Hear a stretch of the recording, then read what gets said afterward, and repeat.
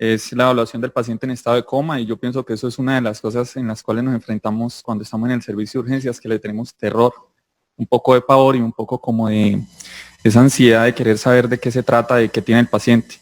Y traigo como a remembranza situaciones que vivía yo en el rural de estrés, en las cuales siempre trataba de cruzar los dedos en que fuera hipoglicemia, ojalá sea una hipoglicemia.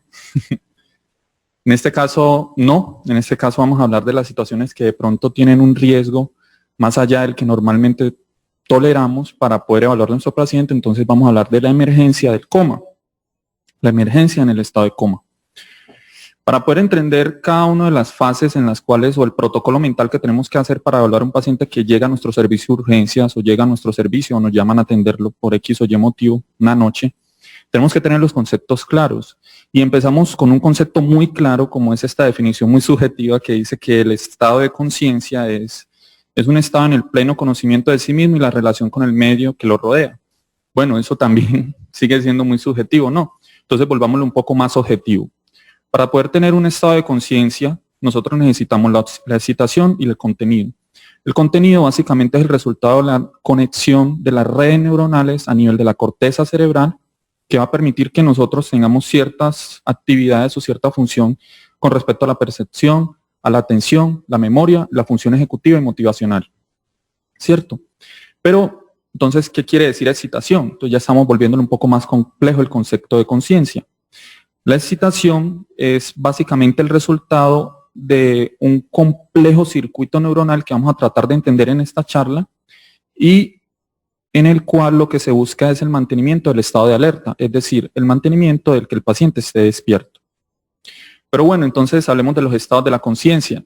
Y los estados de la conciencia son un poco más subjetivos, incluso para cada libro, para cada texto, y entre más antiguo sea el texto, más estados vamos a evaluar.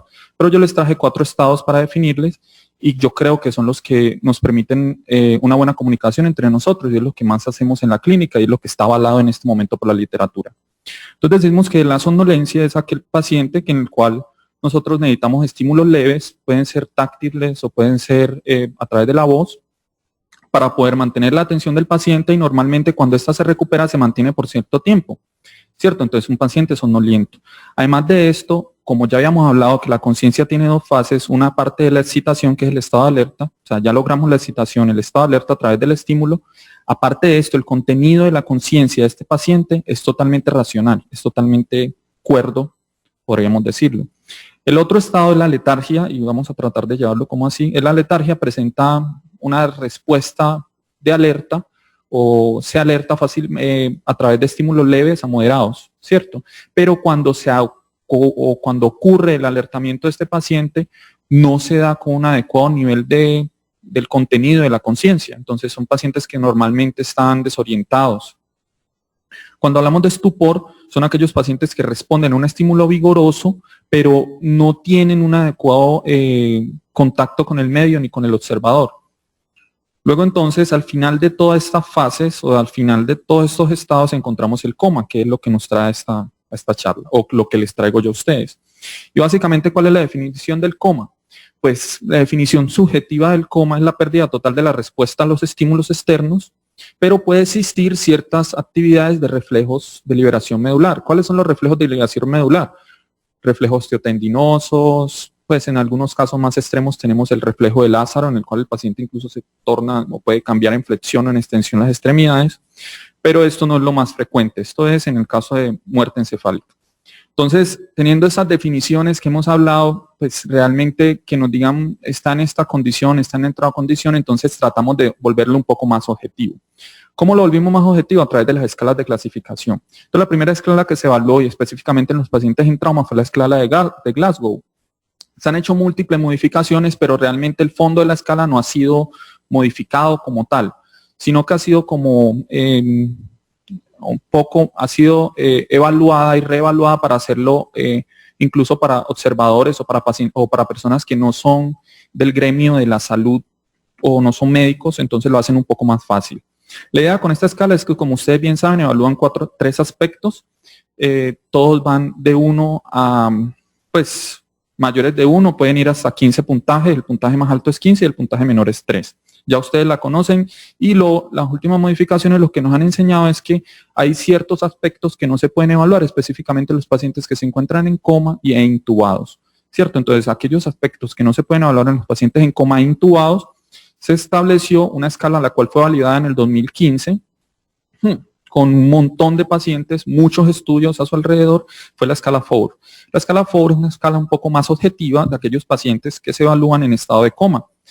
Aquellos pacientes que se encuentran intubados en las unidades de cuidados intensivos o aquellos pacientes que le queremos hacer monitoreo en la unidad de emergencias y los tenemos intubados. Esta escala básicamente ya le da un patrón mínimo a ella de 1 y podemos llegar hasta una escala FOUR hasta 16. 4 puntos que tenemos que evaluar es la respuesta ocular, respuesta motora, puntos adicionales al Glasgow, los reflejos del tronco encefálico y la respiración. Entonces vamos a evaluar cada uno de ellos. ¿Y por qué es importante lo que les vengo a decir? Básicamente yo le miro la importancia a los temas, a cómo se nos va a presentar en el servicio o si no se nos presenta. Pues esto sí es muy importante y es importante porque el 5% de la población que acuda al servicio de urgencias va a presentar una alteración del estado de conciencia y este 5%, el 1% va a estar relacionado con el coma. ¿Cuál es el problema del coma? Que hay comas que son, digámoslo, pueden tratarse como una urgencia y hay otros comas que tienen que ser tratados como una emergencia. Y es precisamente lo que les voy a decir acá. La causa del coma más común no estaba en pues cuando enfocaba a mis pacientes en urgencia no estaba tan errado, es la causa metabólica y es dentro de las causas metabólicas la hipoglicemia. Entonces cada vez que llega un paciente al servicio de urgencia en estado de coma, idealmente hay que enfocarlo en este sentido. Las lesiones estructurales, que es lo que nosotros venimos a hablarle a ustedes acá, se manifiestan, o sea, la manifestación de coma en las lesiones estructurales normalmente es secundaria a un sangrado intracraneal. Entonces, bases anatómicas del coma, esto no es aburridor, esto es fácil de entender, pero sí tenemos que prestarle un poco de atención. Entonces, la base anatómica, el estado de alerta en los pacientes conscientes es la sustancia reticular activante, la base. La sustancia reticular activante básicamente son núcleos celulares que se ubican entre el mesencéfalo y el puente, incluso pueden tener su extensión hasta el bulbo. Lo que pasa es que en cuanto a la activación y el ritmo circadiano lo tomamos desde el mesencéfalo y el puente y por ende cada una de estos grupos celulares van a tener una diferenciación de acuerdo a la sustancia que producen. Tenemos células que van desde glutaminérgicas, noradrenérgicas, colinérgicas, dopaminérgicas y GABAergicas. Básicamente, ¿cuál es la función de la sustancia reticular activante? Es un punto en el cual funciona como un interruptor, recibe toda la información somática sensorial de todas las estructuras sensoriales del cuerpo y las distribuye a nivel central. Y las distribuye como activando en su gran mayoría a través de fascículos que van a los núcleos talámicos, la porción frontovasal del cerebro, supratentorial, el hipotálamo y a nivel de la neocorteza. La neocorteza es la principal, en cuanto a la sustancia reticular activante, es la encargada de mantener el estado de alerta, pero la neocorteza es la que se encarga de establecer el contenido de la conciencia, lo que en algún momento llaman conciencia, pero sin ese, ¿cierto? Entonces, cuando vamos a hacer el abordaje etiológico del coma, hay que estructurarlo, tenemos que hacer la estructura mental en 2 temas. 1, se trata de un coma con una base estructural, o 2, se trata de un coma no estructural. Si tenemos un coma en la base estructural, esto es lo que yo les venía hablando de que es realmente una emergencia. Y es realmente una emergencia, ¿por qué? Porque tenemos una situación en el paciente que está generando una compresión mecánica sobre el cerebro, está teniendo una lesión celular, o puede incluso tener un bloqueo del sustrato de la entrada del sustrato celular, que puede ser por una lesión vascular. Lo otro es que puede estar cursando con hidrocefalia, o sea, hay que descartarle estas 3 condiciones que lo van a llevar irremediablemente a la muerte en menos de 15 minutos. Cuando hablamos del coma no estructural, son aquellos comas que se deben a tóxicos, metabólicos, que en un momento serán evaluados por otras especialidades y a nosotros básicamente lo que yo les voy a dar es, este es estructural, este no es estructural, este es estructural, ¿qué vamos a hacer? Entonces, cuando hablamos del coma estructural, como les venía hablando, neoplasia, hidrocefalia, hemorragia intracraneal y oclusión vascular, que durante el día de hoy serán estudiados, y los tóxicos y metabólicos, pues tenemos una gama de condiciones las cuales pueden generar esto, ¿cierto? Sería bueno que la tuvieran ahí como presente para cuando le llegue un paciente en coma, pues saber que existe eso. Pero bueno, entonces la aproximación clínica, la historia en estos pacientes es muy difícil porque el paciente llega sin historia, normalmente llega por una persona que no lo conoce y normalmente pues no nos pueden aportar mucho. Pero si tenemos la posibilidad de interrogar a un familiar o tenemos la posibilidad de conocer los antecedentes del paciente, es esencial que tengamos estas 5 preguntas. Quise establecer estas 5 preguntas porque nos van a orientar a qué o no pues hacer con el paciente. Entonces, el tiempo de instauración y el tiempo de evolución. Si es un evento de instauración aguda, es un paciente con un coma de probable origen estructural. Si el tiempo de evolución es corto, si antes de presentar el coma el paciente tenía una focalización neurológica, probablemente sea estructural. Si el paciente tiene enfermedades, probablemente haya una relación entre las enfermedades y lo que está teniendo el paciente en este momento, aunque no debe ser una línea, pues debe existir la duda de que puede tratarse de otra patología.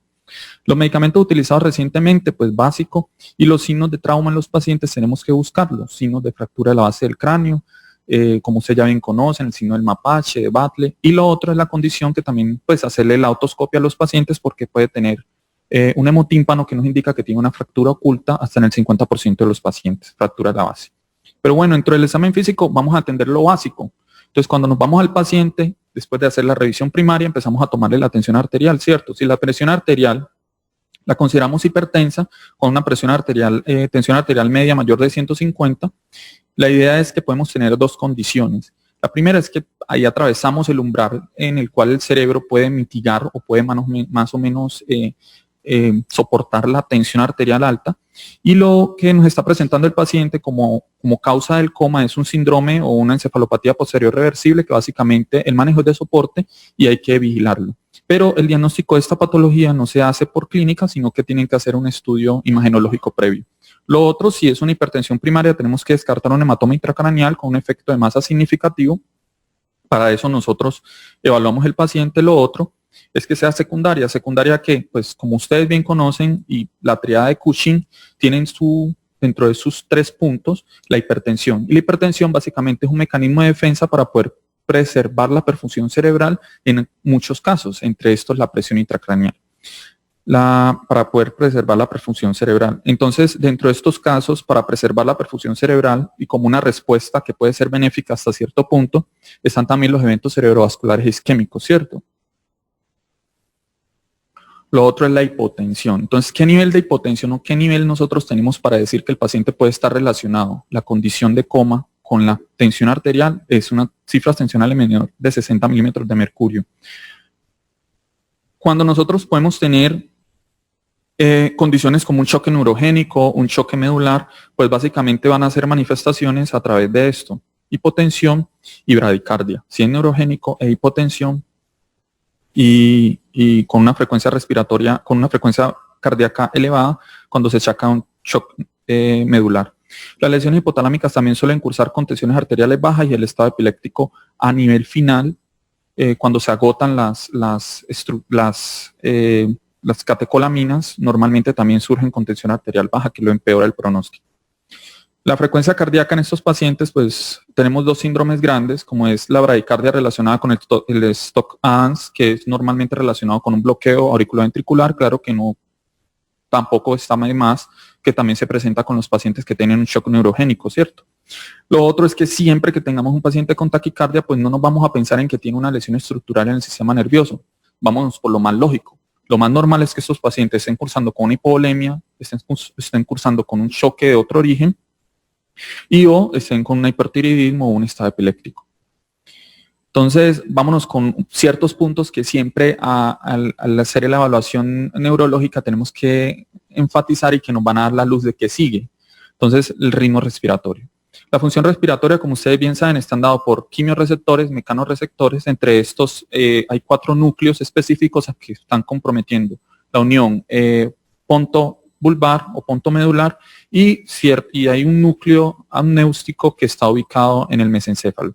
Sin embargo, pues eso básicamente lo que quiero expresarle con todo esto es que estos núcleos lo que hacen es recibir la información, como ustedes pueden ver acá, de estructuras como son a nivel del vago y a nivel del glosofaringio, para llevar la información acá y adecuar una respuesta con respecto a la función. Y lo otro es que, función respiratoria, y lo otro es que hay una cierta función conductual, como ustedes bien saben, cuando hay una época de estrés, hay ciertas situaciones que aumentan la frecuencia respiratoria, y eso básicamente está dado por un flujo a través de de los haces entre el hipotálamo y el mesencéfalo.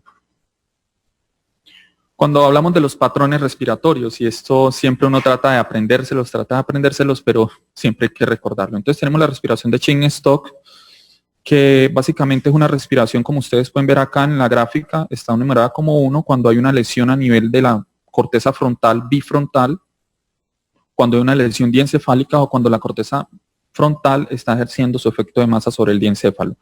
Es una respiración periódica con una fase de hiperapnea que va en ascenso y luego en descenso con un espacio o un corte entre ellos de apnea. Y lo otro es que normalmente se ve en patologías que tienen normalmente su origen o su causa metabólica, tienen compromiso bihemisférico o tienen una compresión diencefálica. Todos los cambios a nivel respiratorio son como la base para evidenciar una enfermedad posiblemente letal con el paciente, una condición letal. Lo otro es la hiperventilación neurogénica central. Esta hiperventilación, como ustedes ven enumerada acá con la gráfica B, es un tipo de respiración en la cual se dan entre 40 y 70 respiraciones superficiales por minuto. Es muy difícil diferenciar entre aquellos estados como por ejemplo la respiración de Kussmaul en los pacientes con una acidosis metabólica. Entonces, pero estas, como se describió en primer momento, la neurogénica central sostenida, es básicamente con pacientes que tienen una romboencefalitis o unos gliomas del tallo. Es extremadamente rara que sea por un daño estructural, y por ende, si ustedes ven esa respiración en un paciente, primero háganle unos gases arteriales a ver que no estemos tratando una acidosis metabólica realmente.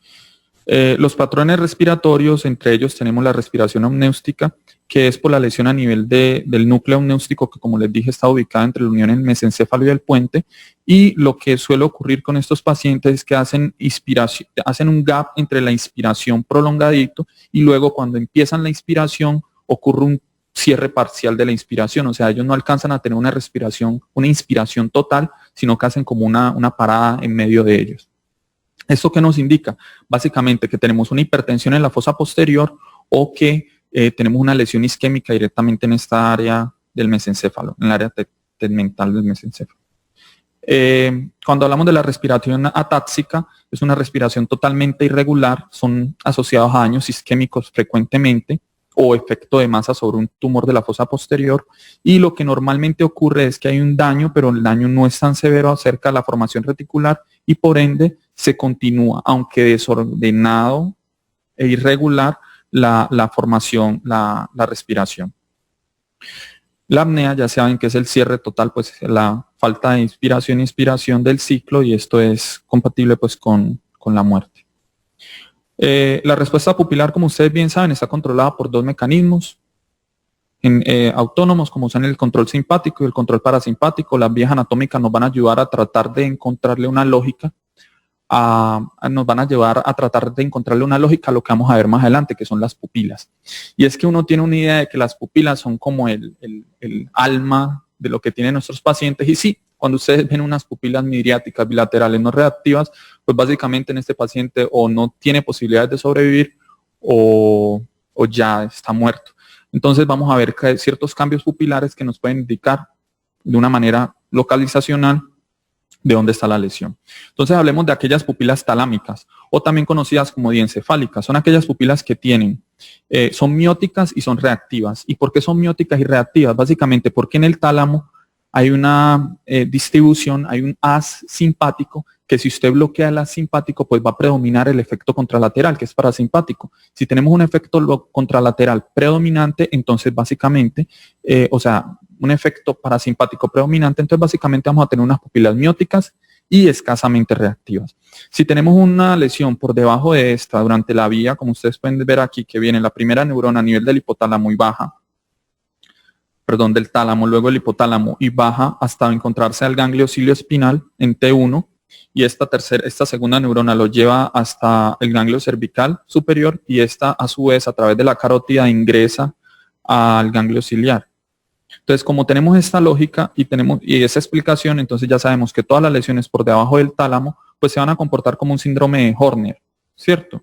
ustedes ya bien saben cuál es la pues, que lo compone. Lo otro son las pupilas mesencefálicas y aquí se enreda un poquito el asunto.